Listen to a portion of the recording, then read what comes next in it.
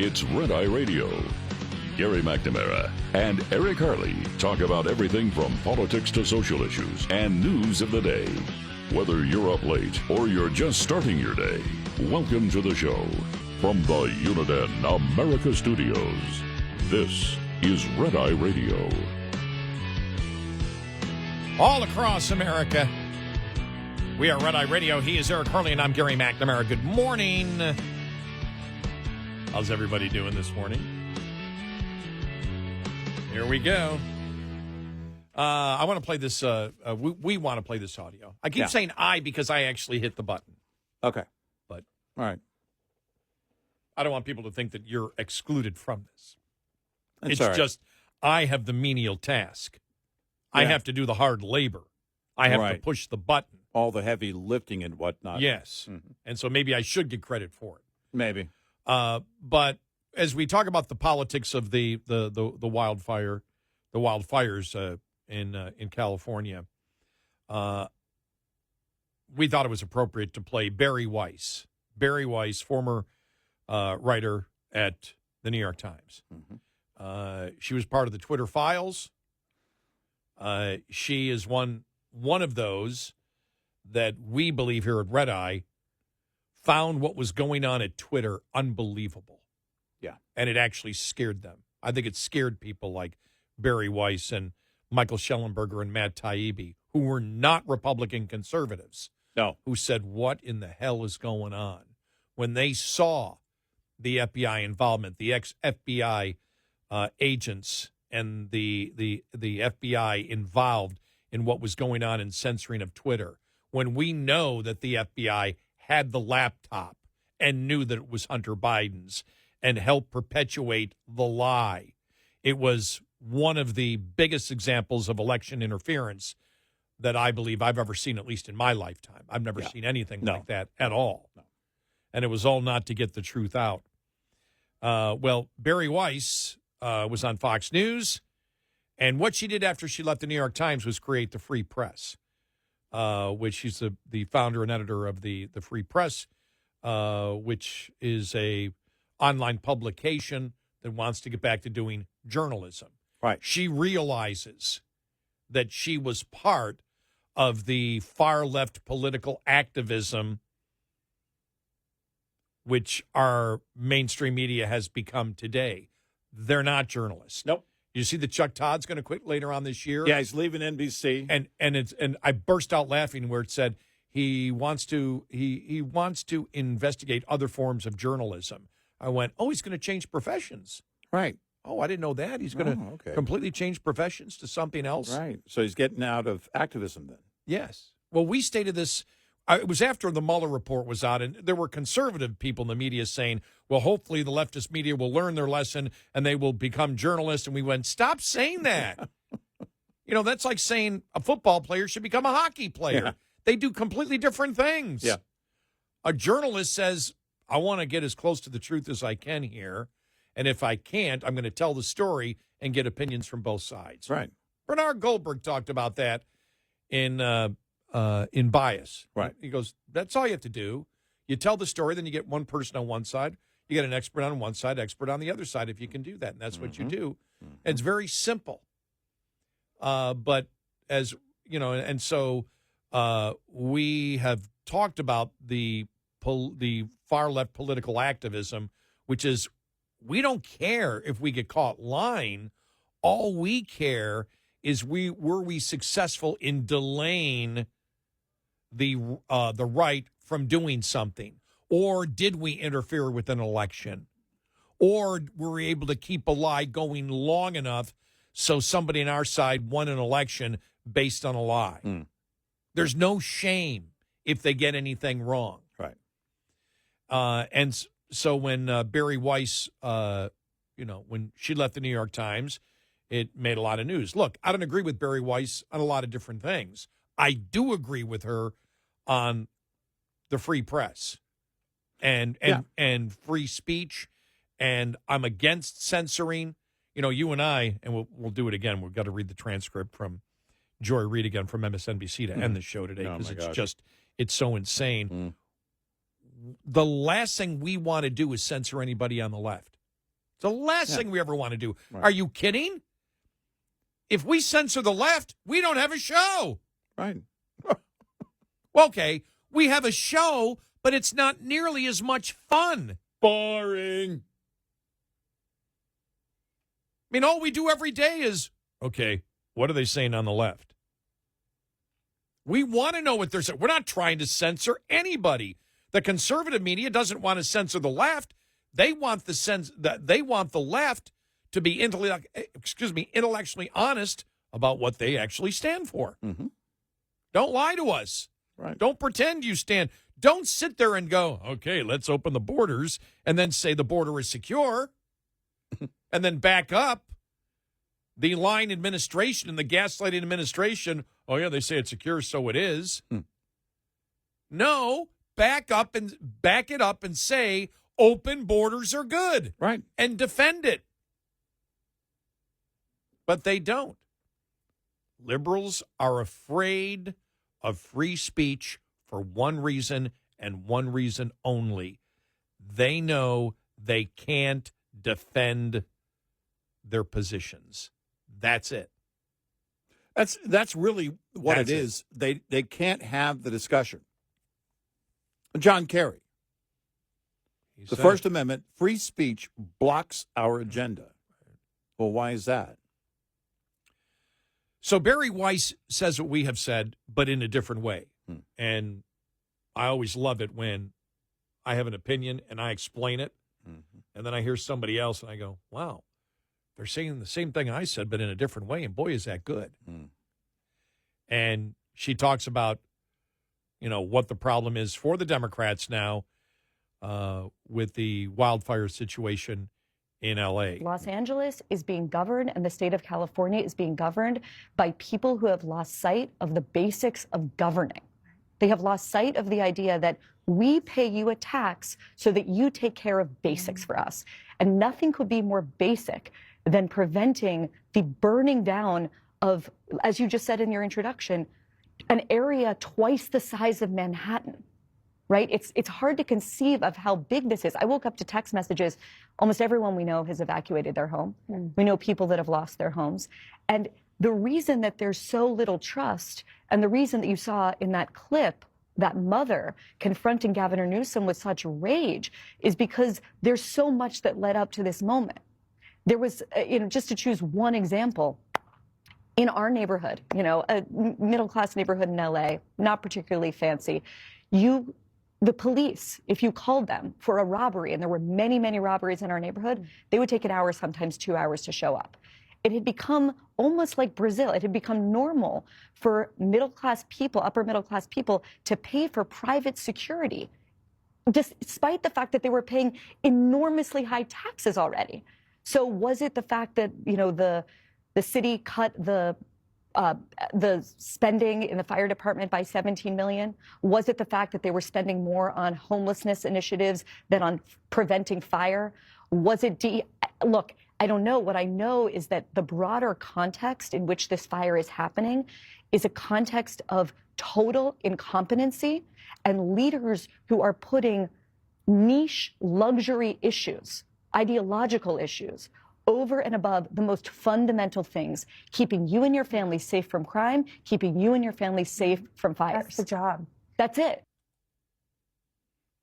That's it. No, it is. Because they don't see that as the job. They don't see that. They don't care about the people in protecting them on the fundamental level. We talked earlier about managing your water to begin with for all reasons. Yeah. To be able to fight fires, but also for people to be able to live. The basics, as you pointed out, water and energy. And they along with food and shelter. That's it. That's all of those things. The government should be looking to protect its people by ensuring that all of that is plentiful, that it's cheap, that it's available to people.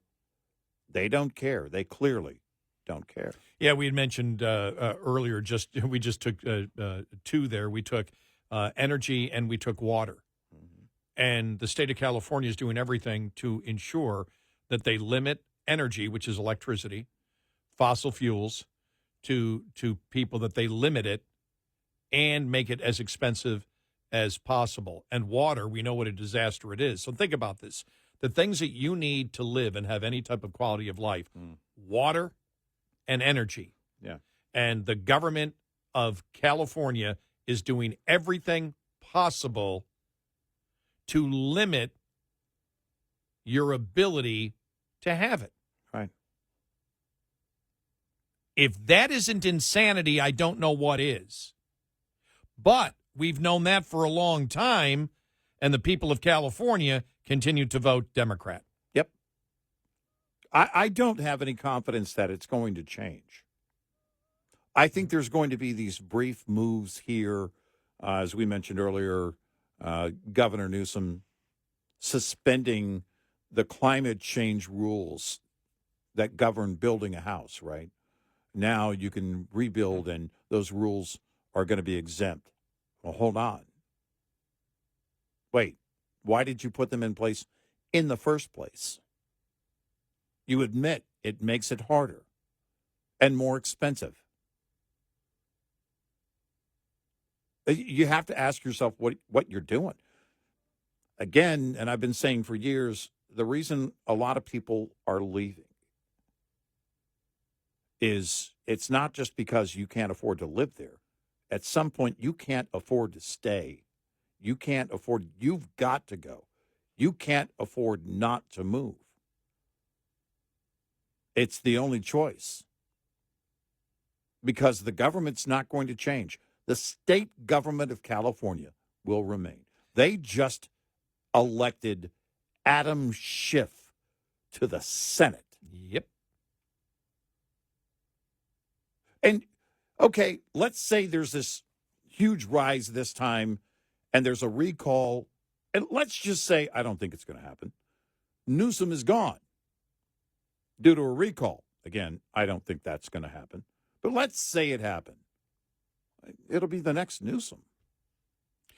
We have stated that you may change personalities, but there is no indication in California or at the federal level, the Democrats in Congress, that they plan on changing anything, not even the margins, maybe a few of them on illegal immigration right now.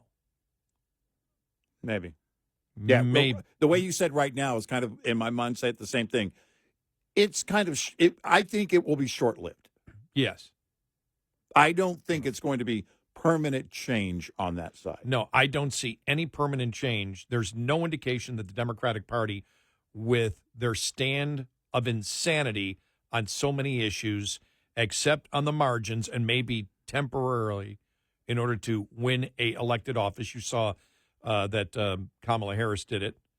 You know, she changed her position on all the major issues that Trump owned and tried to make them hers.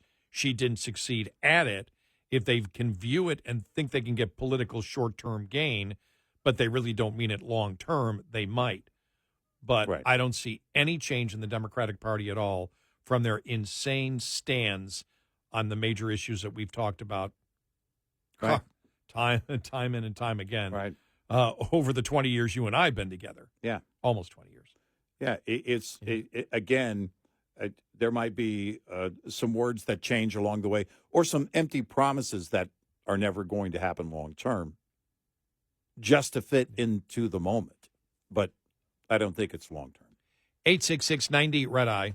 This morning's USDA Farm Report is brought to you by House Products.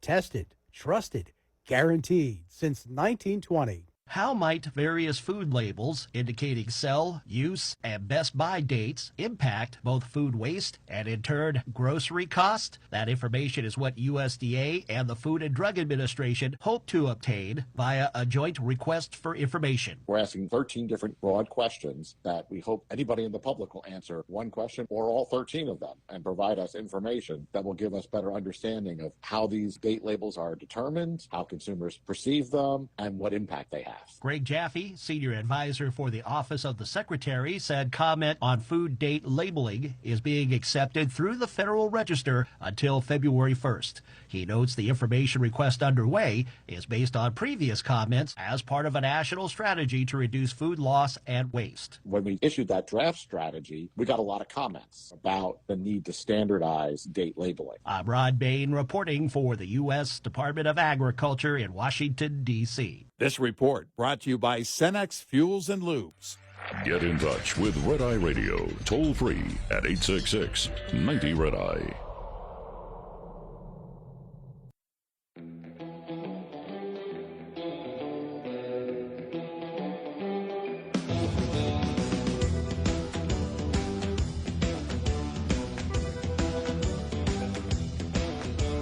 It's Red Eye Radio. He is Eric Harley, and I'm Gary McNamara. Welcome and good morning. Let's quickly go to Robert in Illinois about the situation in California. Robert, welcome. You're on Red Eye Radio. Welcome to the show. Hi. How are you gentlemen doing this morning? Fantastic. Thanks for calling. Thanks for having me, and I appreciate it, everything you guys do. I work overnights painting sometimes, and it's awesome to hear some actual analysis. Thanks. But the main thing I wanted to bring up is the World Economic Forum ran by Klaus Schwab. He talks about the Young Leaders Institute, which you have the lady who runs Italy. She was part of it. You have the gentleman who runs Great Britain. He went through it. You have the gentleman that was in charge of Peru. He went through it. And also Justin Trudeau and also Gavin Newsom. And these people, what they want to do is they want to enact world government. And that's what's happening. You burn the ashes of successful countries, so then they acquiesce to be absorbed into, let's be honest, second and third world countries. You guys talked about the Amero and the North American Union. That's a policy paper. I mean, that's a project for New American Century where that's what they want to enact. And have you guys ever heard of the Cloward and Piven strategy? No, Okay. go ahead. He hung up. Oh, okay. All I don't right. know. I don't know what he was Yeah. trying. I don't know what he was trying to do there. Yeah. Yeah. We were Not sure where it was going. Yeah. I don't know where he was going on it. So I appreciate the call, but I don't know where you were headed. But Well, look, thanks. we know this for sure. The left has wanted to destroy success because you cannot have socialism and the expansion of wealth in the great ways that we have had in this country in the same country. You can't have that in the same society. You need for socialism to grow. You got to convince people that wealth is bad. You've got to convince people that owning anything is wrong. Being a CEO is bad. All of these things are very much part of the left. And they've indoctrinated, generations now of people to believe that way. We saw it with the murdering of Brian Thompson, healthcare CEO. They were making excuses. They were giving deference to the murderer, knowing nothing about Brian Thompson, not making any direct accusations about him or his company. They just put it under the umbrella. He's a healthcare CEO. That's reality. That happened. We're not having a discussion about what they want to do. It's something they have done recently. That's how radical they are. So we can look at how they're behaving right now. Forget about what they want to do. Look at the radicals that are out there in full force today, now.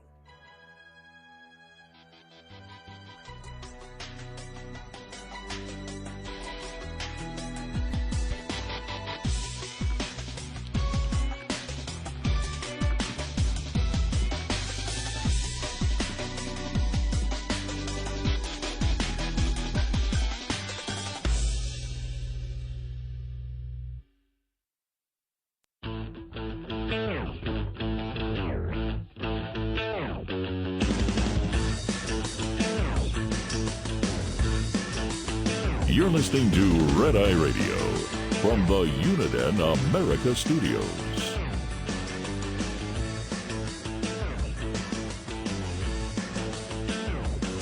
It's Red Eye Radio. He's Eric Harley, and I'm Gary McNamara. Welcome and good morning. I don't know if they're changing the confirmation hearings this week because Doug Burgum for the Interior Department, apparently they didn't have all his material in. I know he's one of them. There's two. I forgot who the other one was here at the moment, so he may be moved back. From what I know, Hegseth still is Department of Defense, is still today. Right. So we'll see where that goes. You know, we were talking yesterday about a couple of articles that were written. This one here in the Wall Street Journal, the editorial board, they're saying he may not have the votes. Right. Hegseth. Yeah, Hegseth, right. Yeah. You know, when before the end of the year, you actually have to go back to November. And it really seemed like there was only one or two at least on the right, that you had to convince that the votes that you had to change. Joni Ernst being one of them. And there was all the conversation about the meetings that he had with Joni Ernst, multiple meetings and progress being made. And he had been campaigning for himself on Capitol Hill. The word got out that, and I don't know if this has changed since then, but Trump had not made any calls for him on his behalf to the Senate at that point. Again, I don't know if that's changed.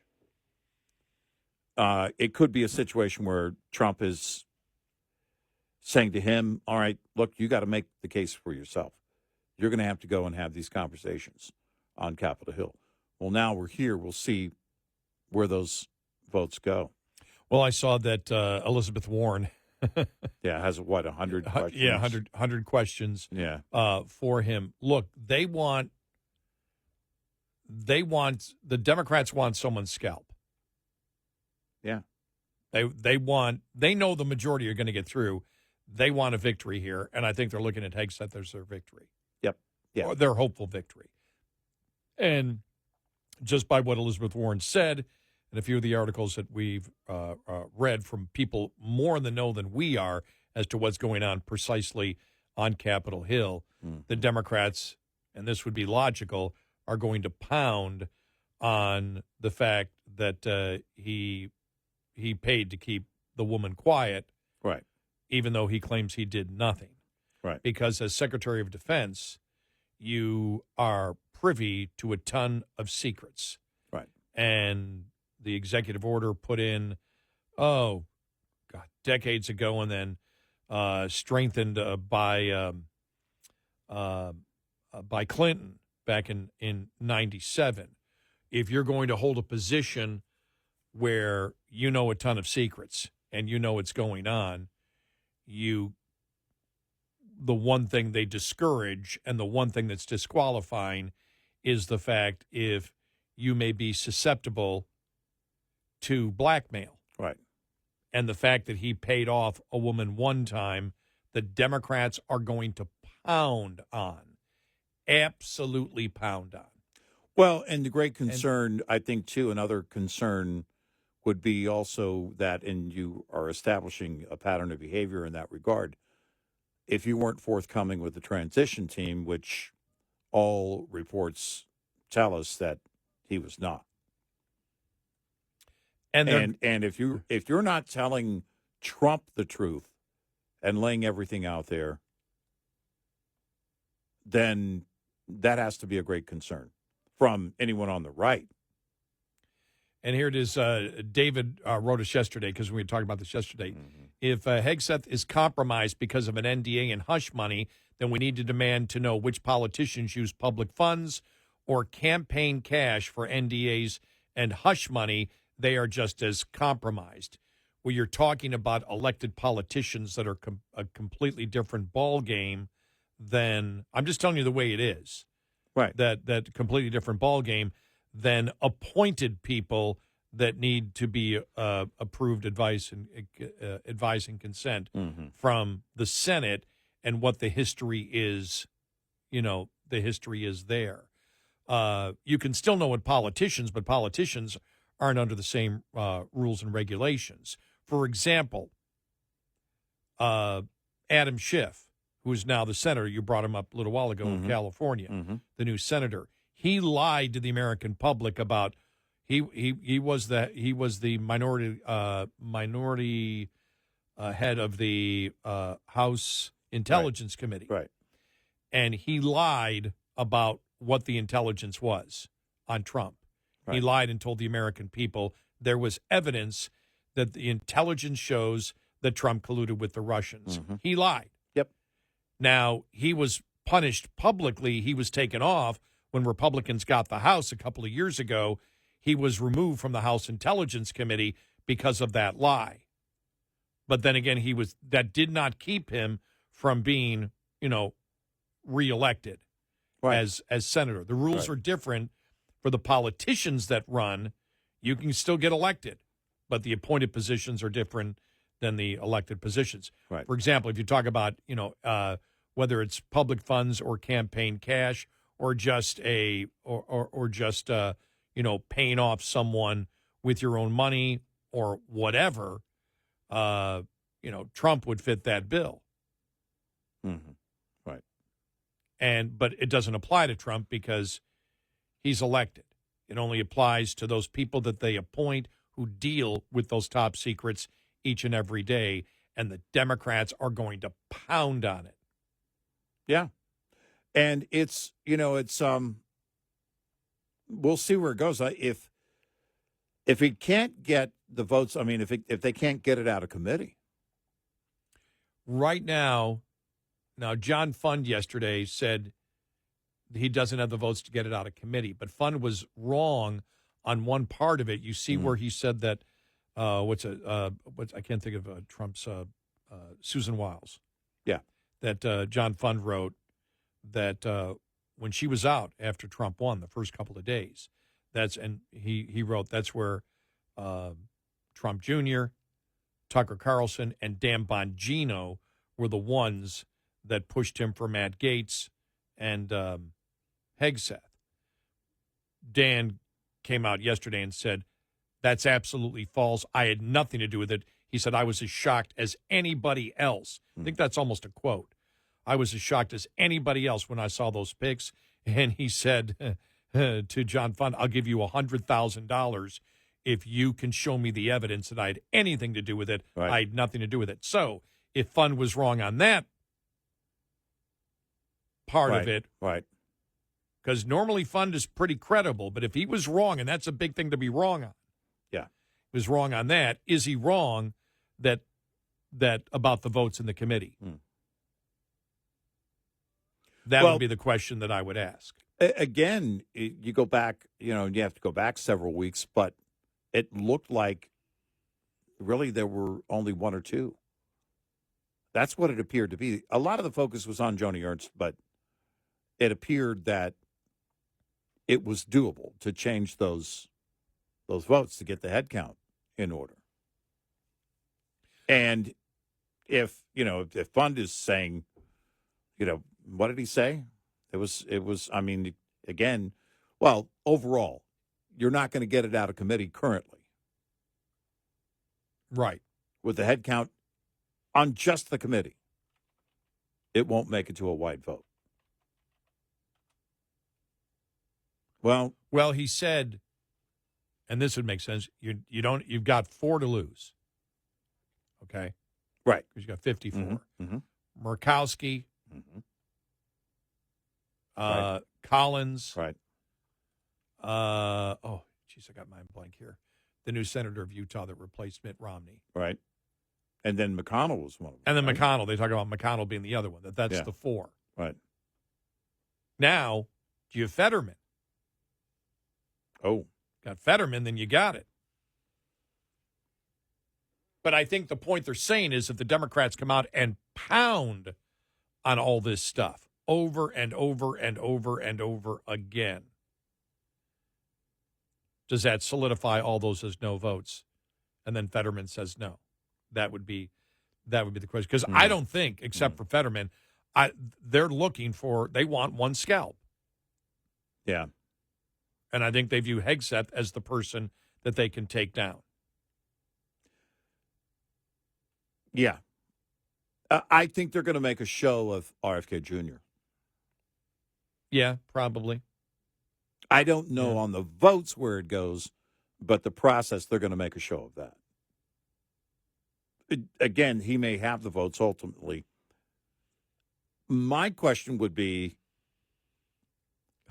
because we know with Gates, he was told there was no path to confirmation. Right. Well, with Hegseth, if there's no path to confirmation, has he not been told by the GOP? Has he not been told? Wouldn't the GOP look to protect Trump and say, look, we need Hegseth to know it ain't going to happen? You would assume by now you would hear that from some of the friendly senators. That's what I would think. You would think that, yes. I would think that. So, yeah, there are things that don't add up here. I haven't seen one publication that says he has the votes or he doesn't have it. No. That I haven't seen. Right. And it could be a thing where he's having to work, down to the wire. With RFK Jr., I was wondering, is the Bear story going to – somebody's going to bring up – that's somebody has to bring up some Democrat's going to bring up the Bear story. It has to be. What the heck happened there? It has to be. And it's going to be a whole line of questioning on just the Bear, I think. Yeah. I love the Bears. Yeah. Okay. Grizzly man. All right. Finally, we're going to read this to you. The transcript from Joy Reid on how the billionaire right is trying to take California. Okay. I'm not kidding. Just to show you how delusional the Democrat media still is. Joy Reid from MSNBC about California. The worst part, other than the fires themselves, have been the lies. Though if there is one thing the billionaire right is they're consistent. They want California, America's biggest state economy, because if they can take California and retrofit it with their ugly right-wing policies, the way they've destroyed Florida and Texas and every other red state where poverty rates are high and education is warped and non-white immigrants, pregnant women, victimized girls, and LGBTQ folks live in fear, then the fight for the permanent control of America is basically over. They can drill and frack California until the fires this past week pale in comparison. They can rip out all the forests and hand over the land to developers, Florida style. They can drive out all the brown people and the black and Asian people, or just sink them into the same apartheid that they've created in Texas. Do I have to go any further? This woman is just delusional. You understand why NBC says we need to get rid of this network. Yeah. Yeah. Sell it. Fast. What a nutbag. Yeah. Seriously. Insane. And doesn't have to, of course, back anything up. Number one, she can't. But doesn't believe she has to. No, doesn't to back up anything. I can just throw out the biggest conspiracy theory. We've talked for a while. According to the U.S. Census Bureau, California's at the top of the list when it comes to poverty because of the cost of living. Yep. And apartheid in Texas, are you kidding me? Clearly somebody who's never lived in Texas. Ever. Yeah. 866-90 Red Eye. We'll be right back with more Red Eye Radio with Eric Harley and Gary McNamara.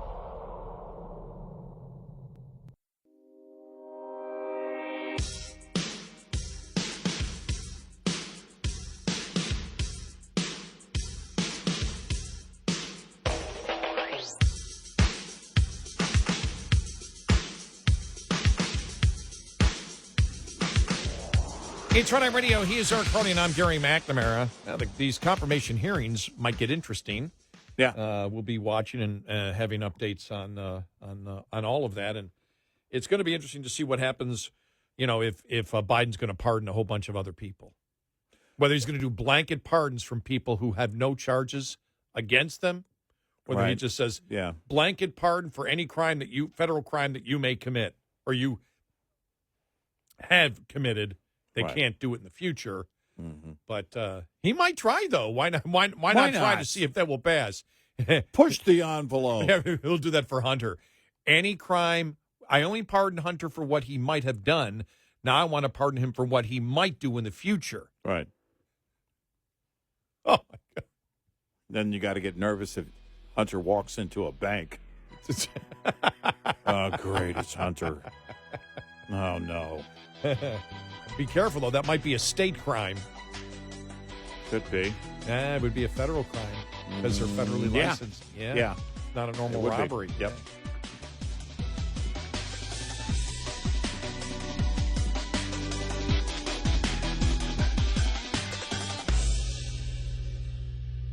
This is Red Eye Radio on Westwood One.